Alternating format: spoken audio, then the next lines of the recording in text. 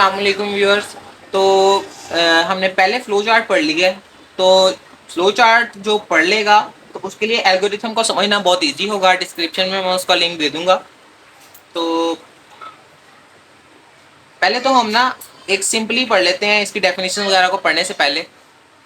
Flow chart हमने पढ़ा graphical representation. उसी ग्राफिकल रिप्रेजेंटेशन को अगर हम अपने लफ्जों में लिख देंगे step by step but in text, ठीक है, स्टेप बाय स्टेप लिख देंगे। ये देखें जैसे यहाँ पे लिखा हुआ step by step but in text form, तो वो हमारा क्या कहलाएगा? एल्गोरिथम। ये एल्गोरिथम की सिंपल डेफिनेशन है। अब उसने यहाँ पे क्या लिखा हुआ है? An algorithm is a finite number. Finite होता है कि जो कह लें लिमिटेड चीज हो, लिमिटेड हो नंबर्स। फॉर एग्जांपल अब ये 1 से स्टार्ट होके 8 तक आ, जैसे काउंटिंग है 1 2 3 एंड सो ऑन, चलती जा रही है, हमें पता ही नहीं है कि कहाँ तक जाएगी ये। बट इसके अंदर ऐसा नहीं है। उसने कहा फाइनाइट नंबर, लिमिटेड नंबर्स। जैसे अब हम कहते हैं 1 2 3 स्टेप से लेके ये जाएगी जी 15 स्टेप्स तक, ये लिमिटेड हो गई। हमने लिमिट लगा दी कि ये 15 तक जाएगी, उससे आगे नहीं जाएगी। ये होता है फाइनाइट। अच्छा, finite steps, finite number of steps to solve a problem. Problem को सॉल्व करने के लिए एक लिमिटेड नंबर जो है स्टेप्स का, वो एल्गोरिथम कहलाता है। The steps given in the algorithm are in a specific order. जो स्टेप्स दिए गए हैं वो एक स्पेसिफिक ऑर्डर के अंदर होते हैं, जैसे फ्लो चार्ट के अंदर होते हैं। पहले स्टार्ट करेंगे, फिर इनपुट देंगे, फिर प्रोसेस करेंगे, फिर उसके बाद आउटपुट देगा और फिर एंड हो जाएगा। वही चीज यहाँ पे भी होगी, सेम है सेम। पहले स्टार्ट करेगा, उसके बाद इनपुट देंगे, उसके बाद प्रोसेस होगा, उसके बाद डिसीजन लगेगा, डिसीजन लगेगा, उसके बाद वो एंड कर देगा, आउटपुट देगा, एंड कर देगा। ठीक है। The steps must be followed in the same sequence to solve the problem.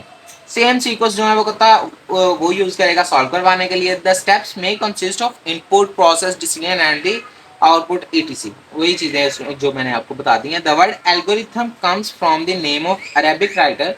Arabic writer था एक जिसके नाम से ये एल्गोरिथम निकला है, मोहम्मद इब्ने मुसाउल खवारिज़मी। कहता है जो वर्ड जो है, कहता है कि जो वर्ड एल्गोरिथम है वो निकला है एक अरेबिक राइटर मोहम्मद इब्ने मुसाउल खवारिज़मी से के नाम से निकला ये वर्ड। ठीक है। आगे एग्जांपल देख लेते हैं। कहता है यहाँ पे एग्जांपल दी हुई है चाय बनाने की। ठीक है, कि अब चाय बनाना हमारे पास प्रॉब्लम है, उसका एल्गोरिथम कैसे बनाएंगे। अब इसने स्टेप 1 रिप्रेजेंट करवाया स्टार्ट। इसके अंदर भी ये होगा, स्टेप 1 जो होगा वो स्टार्ट होगा और जो लास्ट स्टेप होगा वो एंड होगा फ्लो चार्ट एल्गोरिथम का। ठीक है। सेकंड स्टेप क्या है? अब चाय बनाने के लिए हमें क्या चाहिए? कहता है टेक अ केटल, एक केटली लें। ठीक है। उसके बाद क्या कहता है? Put water in the kettle, केटली के अंदर वाटर डालें, केटली के अंदर पानी डालें। Fourth step, put the kettle on the fire. जो हमारे पास है केटली, उसको आग पे रख दें ताकि वो पानी जो है वो बॉयल हो जाए। ऐड मिल्क एंड शुगर, उसके अंदर दूध और चीनी डालें। वेट टिल इट बॉयल्स, ठीक है, तब तक पकाएं जब तक वो बॉयल ना हो जाए। Remove the kettle from the fire, आग से केतली उतारें। स्टेप 8 क्या है? एंड कर दिया, हमारे पास चाय तैयार हो गई। ये होता है एल्गोरिथम। ठीक है। आगे आता है role of algorithm in problem solving. An algorithm plays an important role in the solving a problem. कहता है बहुत इंपॉर्टेंट रोल जो है वो ये प्ले कर रहा है प्रॉब्लम को सॉल्व करवाने के लिए। It provides a step by step guide. ये बहुत अच्छी बात की है इसने। कहता है ये स्टेप बाय स्टेप गाइड होती है। जैसे फ्लो चार्ट में तो थी स्टेप बाय स्टेप, बट वहां पे हम कंफ्यूज हो जाते थे।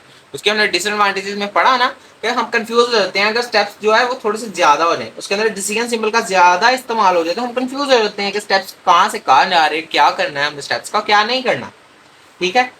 It is a complete description of the solution. ये जो सॉल्यूशन है ना उसकी एक कंप्लीट डिस्क्रिप्शन होती है। The process of solving a problem become simpler and easier with the help of algorithm. Algorithm की मदद से इसका जो प्रोसेस है ना इसको हल करवाने का वो बहुत आसान बन गया, सिंपल बन गया और आसान बन गया। ठीक है। आगे वो कहता है computer programmer usually right the algorithm first. कहते हैं जो कंप्यूटर के प्रोग्रामर होते हैं, जो कंप्यूटर के अंदर इंस्ट्रक्शंस राइट करते हैं, सॉफ्टवेयर ऑपरेटर होते हैं, वो एल्गोरिथम को ही पहले राइट करते हैं, उसके बाद उसको जो है सॉल्व करवाते हैं या उसको सोल्यूशन को इम्प्लीमेंट करते हैं। The algorithm is then translated into computer program using any programming language. Sometimes the user first draw the flow chart and then converts it into the algorithm. पहले वो flow chart कहते हैं अक्सर construct कर लेता है, फिर उसको algorithm के अंदर चेंज कर देता है. वही काम है. पहले भी मैंने आपको बता दिया कि फ्लो चार्ट जो है उसी को अगर हम स्टेप बाय स्टेप के रिप्रेजेंटेशन के अंदर ले आए टेक्स्ट फॉर्म में तो वो हमारा एल्गोरिथम बन जाता है. नेक्स्ट वो कहता है describe the formulation of the algorithm. कि एल्गोरिथम जैसे उसके अंदर हमने स्टेप्स पढ़े थे फ्लो चार्ट के, सिंबल्स पढ़े थे, इसके अंदर हम अब स्टेप्स पढ़ेंगे. पहला स्टेप है स्टार्ट. कहता है it indicates the starting point of an algorithm. Every algorithm must have the starting point. It also called the entry point. अब कहता है स्टार्टिंग पॉइंट जो है ना वो हर जो भी एल्गोरिथम लिखेंगे उसके स्टार्ट पे हम उसका स्टार्ट ऐसे ही करेंगे, स्टार्टिंग स्टेप से करेंगे. उसको हम एंट्री पॉइंट भी कहते हैं. ठीक है, जैसे हमने फ्लो चार्ट के अंदर स्टार्टिंग स्टेप पढ़ा था वैसे ही इसके अंदर भी ये स्टार्टिंग स्टेप ही है. आगे जी नेक्स्ट आ जाता है इनपुट. जैसे फ्लो चार्ट में इनपुट आ जाता है, इसके अंदर हम इनपुट देंगे इनपुट वाले स्टेप के अंदर. ठीक है, आगे सेट. ये क्या है? It is use to give name to the data in computer memory. अब हमने इसको कंप्यूटर मेमोरी के अंदर रिप्रेजेंट कैसे करवाना है. ठीक है, उसका नाम अब हमने देना है. फॉर एग्जांपल अब हमने इनपुट किए नंबर्स 158 मल्टीप्लाई बाय 106. तो इसको कैलकुलेशन है, अब उसका नाम हम दे देंगे ए. फॉर एग्जांपल ए नाम दे दिया उसको. ये हमारी इनपुट हो गई, ए हमने उसको नाम दे दिया. ठीक है, इफ एल्स. अब ये आ गई कंडीशन. ठीक है, it is use to check the condition such as if. वही हिसाब आ गया, वही काम इसके अंदर होगा जैसे हमने कंडीशन सिंबल के अंदर किया था. अगर ये ठीक है तो इसे रिप्रेजेंट करवा दो, अगर नहीं तो फिर इसको फॉल्स करवा दो. ठीक है, उसके आगे आ जाता है गो टू. अब ये गो टू स्टेप क्या है? It is use to transfer the control of the certain step in the algorithm. यानी फॉर एग्जांपल अब ये चलता आ रहा है. ठीक है, लूप लगा देना, ये है ना ऐसे. यहाँ पे अब हमने कंडीशन लगा दी. फॉर एग्जांपल ये मैं समझाने के लिए आपको ऐसे ग्राफिकली कर रहा हूँ, अदरवाइज ये ऐसे होता नहीं.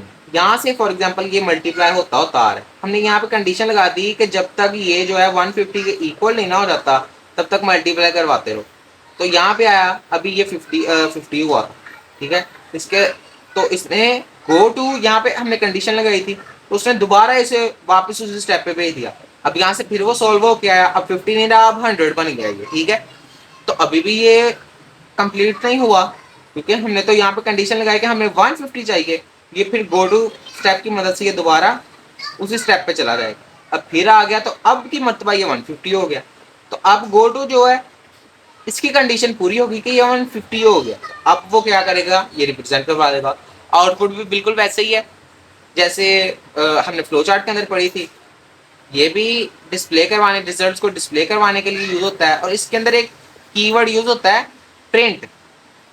जैसे हमने फ्लो चार्ट के अंदर प्रिंट को यूज करते हैं ना, वैसे ही इसके अंदर भी ये कीवर्ड यूज होता है. आगे नेक्स्ट आ जाता है स्टॉप. उसके अंदर एंड था, इसके अंदर स्टॉप है. ठीक है, इसकी जगह पे एंड भी यूज कर सकते हैं, पर जो स्टॉप है वो उसको थोड़ा सा डिफरेंट को मेंटेन कर देते हैं.